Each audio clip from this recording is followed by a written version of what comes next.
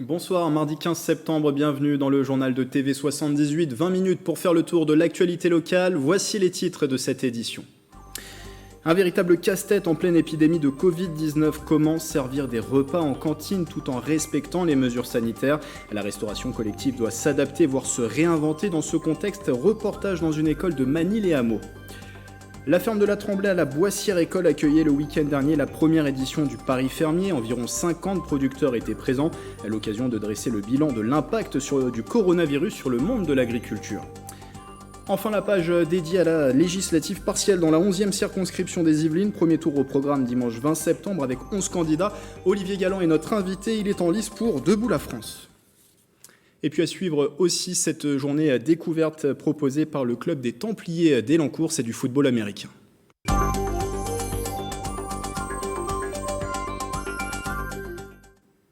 À l'école ou en entreprise, le Covid-19 a forcément changé les habitudes au sein de la cantine, protocole sanitaire oblige.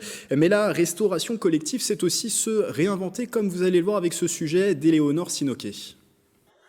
En file indienne, les enfants de l'école Louise Weiss à Manille-les-Hameaux attendent patiemment leur tour pour entrer dans la cantine.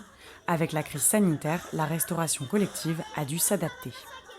Il y a plus de désinfection obligée, on fait attention, on porte le masque, geste barrière, les tables sont désinfectées, les chaises aussi. Tout ce que les enfants peuvent toucher, on remédie à ce que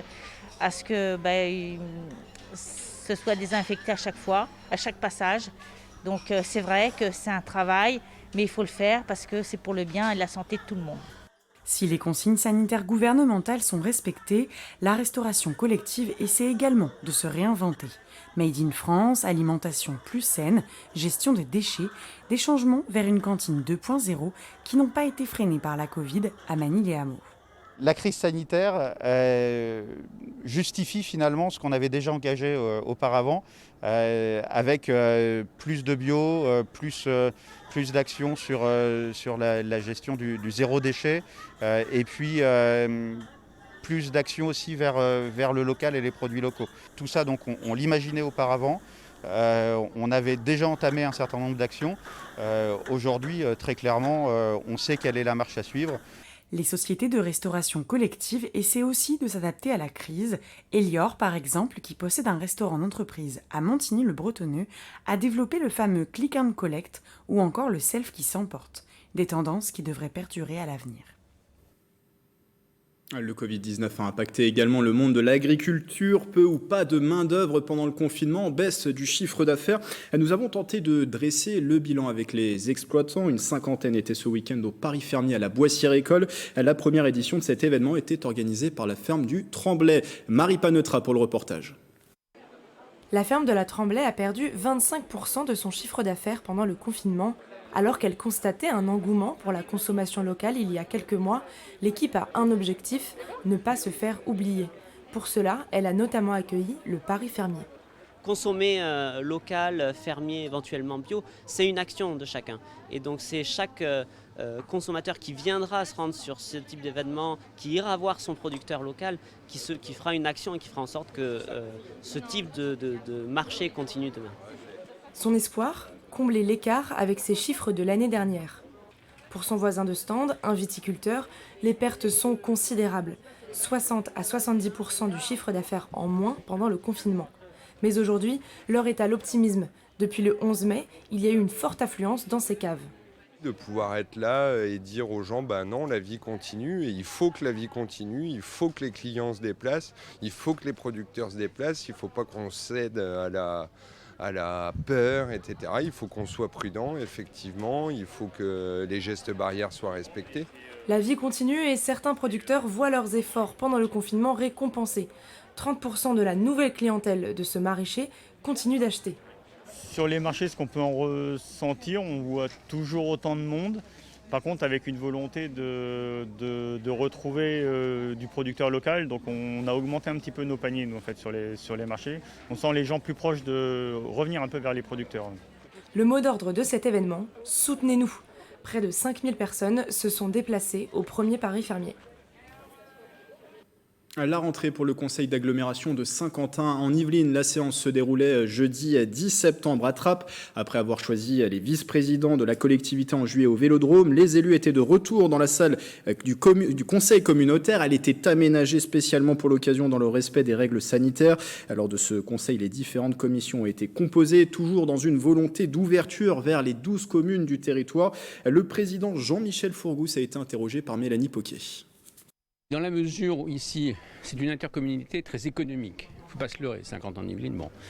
Donc ce n'est pas des jeux politiques, ce n'est pas l'Assemblée nationale. Bon, à partir du moment où chacun veut apporter une valeur ajoutée en termes de compréhension de l'économie, de l'emploi, de produire de la richesse, c'est-à-dire quand on produit de la richesse, on produit le social. À partir du moment où les élus sont dans cet état d'esprit, écoutez, il faut bien sûr redistribuer le plus possible. Bon, il y a quand même une majorité, bien sûr, une opposition, mais il demeure que tout le monde, toutes les communes, de gauche comme de droite, ont une délégation, et ce n'est pas une délégation de témoignage.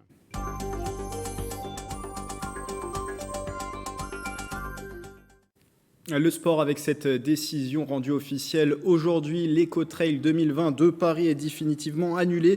La course prévue initialement en mars avait été reportée au week-end du 3 et 4 octobre. Ça n'aura finalement pas lieu. Les obstacles étaient devenus trop nombreux et l'incertitude grandissante ont justifié les organisateurs dans un communiqué. L'Eco-Trail devait s'élancer de l'île de loisirs de Saint-Quentin en Yvelines pour le 80 km et du château de Versailles pour le 45 km. Les inscrits peuvent recevoir un avoir pour participer aux éditions 2021 et 2022 ou être remboursés à hauteur de 50% des droits d'inscription. Les Templiers d'Élancourt reprennent du service. Le club de football américain a débuté l'entraînement la semaine dernière et pour bien lancer leur saison, les joueurs élancourtois proposaient une journée découverte dimanche dernier au complexe de l'Europe. Astrid Bergère était sur place. Le football américain est méconnu du grand public et fait parfois l'objet de fausses idées. Pour y remédier pour cette nouvelle saison, les Templiers d'Élancourt ont organisé une journée de découverte. Le but en fait c'est de faire découvrir en fait ce sport, faire découvrir les opportunités qu'on pourrait retrouver en faisant ce sport. Pour dire aux gens que si vous venez ici, c'est que vous êtes motivés pour faire les efforts qu'il faut pour adhérer à l'équipe. Pendant la journée, les intéressés ont participé à une réunion, un échauffement en salle et une découverte des différents postes sur le terrain. Le club a tenté de faire comprendre que chacun avait sa place. Le football américain, c'est ouvert à tout le monde. Qu'on soit grand, petit, gros, mince, c'est vraiment... En fait, on va utiliser la force de la personne pour le bien de l'équipe. Ces échanges ont aussi été l'occasion de rappeler les règles du sport, un moyen de rassurer les parents comme ceux de Quentin. C'est vrai que quand on parle football américain, on pense choc, on pense physique, plus physique que le foot, que le soccer, comme ils disent. Et du coup, on attend de nous aussi d'être rassurés. Dans les règles, j'ai cru comprendre que les chocs étaient un peu bannis. Il est possible d'intégrer les Templiers dès 14 ans. Ils ont engagé cette année un préparateur physique, une arrivée bénéfique pour tout le club. Toujours à Élancourt, la commanderie de Saint-Quentin en Yvelines a lancé sa saison culturelle 2020-2021. C'était samedi dernier lors d'une soirée avec plusieurs temps forts, des temps forts qui vont aussi animer l'année, à commencer par les Journées européennes du patrimoine qui arrivent ce week-end. Présentation de la saison avec Bichente, Marien Santisteban et Nicolas Dandry. Art visuel, spectacle de danse, poésie et expériences scientifiques. 4 axes du programme culturel de la commanderie de Saint-Quentin en Yvelines, mis en avant lors de la soirée d'inauguration.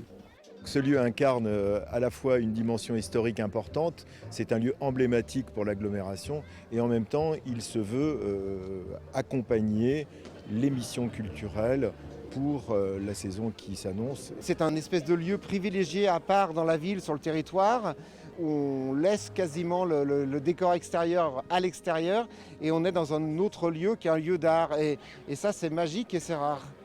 Une soirée d'inauguration, point de départ d'une saison qui s'annonce riche. Les moments forts, les premiers qui me viennent à l'idée, ce sera les journées de la science, importantes, très importantes, parce que la mission science est importante, notamment pour les enfants. Et puis l'autre événement, c'est un autre événement de grande convivialité qui sera le Noël décalé, voilà, au mois de décembre. En attendant, c'est un moment chaleureux et festif qui a été proposé aux Saint-Quentinois. 450 personnes ont répondu présent à l'appel malgré les restrictions sanitaires en vigueur. Là encore, à Saint-Quentin en Yvelines, la culture entre en résistance face au Covid. Les espaces sont remplis, les publics vont et viennent, donc on est très heureux, tous les âges sont représentés. Donc c'était vraiment notre ambition de pouvoir réunir les familles et puis toutes les générations. On dessine et après on découpe les formes. Prochain rendez-vous, les Journées européennes du patrimoine, les 19 et 20 septembre. Et d'ailleurs, la saison du 7-8 Culture est lancée aussi ce soir sur TV78, le monde culturel qui se poursuit malgré le contexte actuel. Justine Brasier vous donnera le programme des prochains jours dans le département. Le 7-8 Culture, c'est à retrouver à 18h30.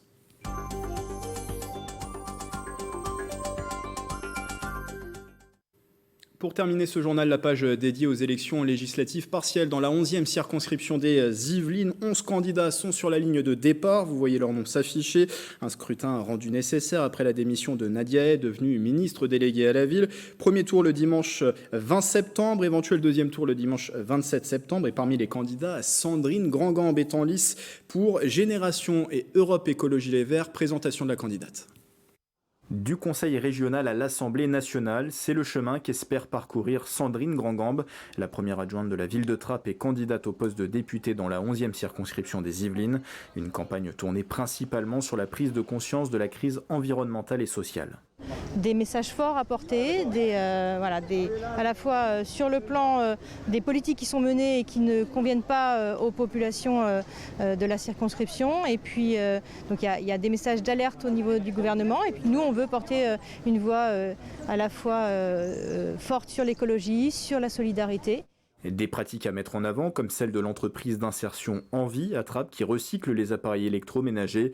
La candidate a visité la structure avec son suppléant Nicolas Faré et le député européen Mounir Satouri d'Europe Écologie Les Verts, allié de Génération pour le scrutin. Le parti souhaite rassembler tous les écologistes pour pouvoir aller plus fort, porter un message écologiste à l'Assemblée nationale.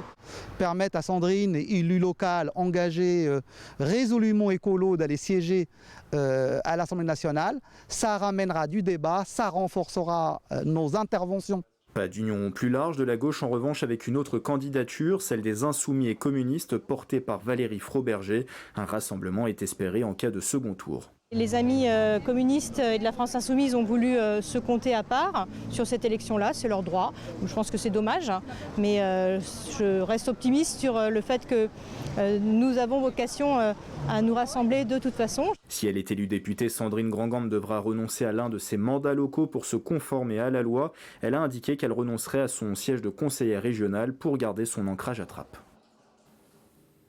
Autre candidat qui est avec moi en plateau, Olivier Galland, bonsoir. Bonsoir. Vous êtes en lice pour Debout la France avec Florence Bernard comme suppléante. Vous êtes habitant de Saint-Cyr-l'École depuis 15 ans. Vous étiez notamment engagé dans l'associatif, dans des associations de parents d'élèves. Et en 2017, vous avez décidé de rejoindre Debout la France. Vous êtes d'ailleurs le délégué de la 11e circonscription pour Debout la France dans les Yvelines. Vous étiez présent en 30e position lors des municipales sur la liste de Sonia Brault, la maire élue à Saint-Cyr-l'École.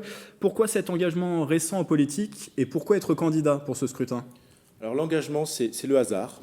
Je me suis présenté à une réunion de Debout la France. Ça m'a plu, je suis resté. Le poste de délégué de la 11e circonscription est devenu vacant, on me l'a proposé. Et puis aujourd'hui, le hasard des ministères fait que sur la 11e circonscription, on vote pour des législatives. C'est chez moi, donc je me suis normalement présenté. C'est une occasion qui s'est présentée. Debout la France compte un seul député à l'Assemblée nationale, Nicolas Dupont-Aignan, dont on reparlera tout à l'heure, puisqu'il était ce matin dans les Yvelines. Pourquoi Debout la France doit-il compter un député supplémentaire à l'Assemblée nationale? Quelles convictions il faut porter à l'Assemblée nationale, selon vous? Quelles sont les convictions du parti? Alors, nous avons des convictions fortes sur la souveraineté de la France. Nous sommes des souverainistes. Nous avons une volonté de rendre notre pays plus sûr, de lutter contre l'insécurité, de lutter contre les fraudes et de rendre notre pays plus agréable à nos concitoyens. D'ailleurs, si on revient sur les 3 axes de votre candidature sur cette 11e circonscription, il y a effectivement la lutte contre les trafics de drogue, l'autorité de l'État, la justice sociale. Ça, c'est les 3 priorités de cette campagne pour vous? Ce sont trois priorités sur lesquelles nous mettons l'accent. Ce sont des choses contre lesquelles nous voulons lutter, parce qu'on estime que le gouvernement actuel ne fait pas ce qu'il faut. Après, on en reparlera un petit peu, mais... On dit ici tout ce qu'on n'aime pas. Par contre, il y a beaucoup de choses qu'on apprécie et qu'on va voir dans le reportage un petit peu après. Juste un petit mot sur la députée précédente qui a démissionné, Nadia Hay. Comment vous jugez ces 3 ans de mandat comme députée de la 11e circonscription ? Écoutez, moi, je l'ai pas vu beaucoup dans la circonscription. Je ne sais pas si elle est venue sur Saint-Cyr-l'École. En tout cas, elle a fait quelques actions, quelques apparitions à l'Assemblée, mais ça ne nous a pas marqué. Alors, dans le cadre de cette campagne, vous avez reçu le soutien aujourd'hui sur le terrain de Nicolas Dupont-Aignan, le président de Debout la France. Le député de l'Essonne s'est rendu, on va le voir avec vous ce matin au haras du Centaure. C'est à Bailliste, à proximité directe de Saint-Cyr-l'École. On va peut-être voir les images s'afficher. Non, ça c'est un meeting précédent de Nicolas Dupont-Aignan. Voilà les images qui s'affichent. Alors Saint-Cyr-l'École, c'est l'une des 7 communes de la circonscription. C'est un déplacement ce matin qui était sur le thème de la violence contre les équidés. Plus de 150 faits ont été recensés en France, 5 dans les Yvelines. Nicolas Dupont-Aignan demande au gouvernement un renforcement des sanctions contre les auteurs de ces maltraitances. Écoutez-le, c'était au micro de Mélanie Poquet. Je ne peux pas comprendre comment des personnes peuvent s'introduire dans des haras et égorger des animaux et se livrer à des actes de barbarie. Donc j'aimerais qu'on comprenne, et pour comprendre, il faut les trouver. Et donc je demande au gouvernement de mettre les enquêteurs nécessaires, c'est une question de moyens. Et il faut cibler pour enfin en finir. Parce qu'on ne peut pas continuer comme ça. Il faut qu'on trouve quels sont ces malades ou ces barbares. Et pourquoi ils font ça, et qu'ils soient sanctionnés. Pour que les éleveurs de chevaux puissent vivre tranquilles. Olivier Galland, aujourd'hui, les auteurs de ces sévices graves et d'actes de cruauté envers les animaux encourent jusqu'à 2 ans de prison et 30 000 € d'amende. Il faut aller plus loin. Selon vous, c'est un texte, pourquoi pas, apporté au sein de l'Assemblée nationale ? Alors, peut-être qu'il faut augmenter les sanctions contre tous ceux qui se permettent de maltraiter les animaux. Aujourd'hui, les lois existent, mais elles ne sont pas appliquées. Les sanctions qui sont mises contre, alors moi je dis c'est barbare, mais contre ces personnes ne sont pas appliquées. Peut-être qu'ils vont s'en sortir avec un simple rappel à la loi, on n'en sait rien. En tout cas, la justice aujourd'hui, on la trouve un petit peu trop laxiste, alors que les lois existent. Les lois existent, appliquons-les sévèrement sur des faits graves. Ce que demandait effectivement Nicolas Dupont-Aignan, si on parle de la campagne forcément un peu particulière avec le contexte du coronavirus, est-ce que c'est difficile d'aller à la rencontre des électeurs ? Il y a le masque, il y a cette barrière du masque. Est-ce que c'est difficile, plus difficile ? Je crois que non. Vous savez, quand on va frapper chez les gens, ils n'ont pas leur masque sur eux. Même dans ce contexte de Covid, les gens prennent un peu de liberté et chez eux ne portent pas le masque. Donc on va les voir, on discute avec eux, on a le masque ou on ne l'a pas, mais on est accueilli avec un grand sourire. En plus, c'est une première campagne pour vous, donc vous n'avez pas forcément de comparaison, de comparatif avec d'autres campagnes. Alors, j'ai milité dans le cadre des européennes, et donc j'ai été voir les gens un petit peu partout, j'ai fait du militantisme, et on avait le même accueil. Les gens sont heureux qu'on aille les voir et qu'on s'intéresse à eux. Un territoire où on vote peu, moins d'1 électeur sur 2 s'était déplacé aux urnes en 2017. Qu'est-ce que vous avez envie de dire aux électeurs ? Il y a forcément aussi ce contexte particulier avec, on le disait, le contexte sanitaire. On est en pleine rentrée. Allez voter pour cette législative partielle, c'est pas forcément peut-être la priorité numéro 1 des habitants de cette 11e circonscription. C'est bien possible. Le contexte sanitaire, on l'a vu dans les municipales, avec un taux d'abstention qui était assez fort. On craint d'avoir la même chose lors de cette élection, une forte abstention. Alors on ne sait pas encore si c'est parce que les électeurs ne sont pas vraiment encore au courant qu'il y a une élection dimanche prochain ou si c'est dans le contexte du Covid.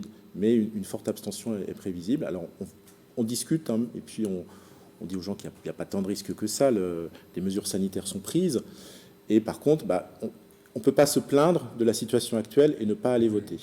La démocratie, ça nous permet de nous exprimer, donc profitons de ce droit que nous avons. Merci Olivier Galland d'être venu en plateau. Je rappelle que vous êtes le candidat de Debout la France pour cette législative partielle dans la 11e circonscription des Yvelines. Premier tour programmé ce dimanche 20 septembre, et l'ensemble des candidats auront l'occasion de débattre de leurs idées au cours d'un débat qui sera diffusé ce jeudi sur TV 78. Voilà, c'est la fin de ce journal. Merci de l'avoir suivi. Ne manquez pas, je vous le rappelle, ce rendez-vous dans un instant, le retour du 7-8 Culture. C'est à partir de 18h30. Belle soirée à tous sur TV 78.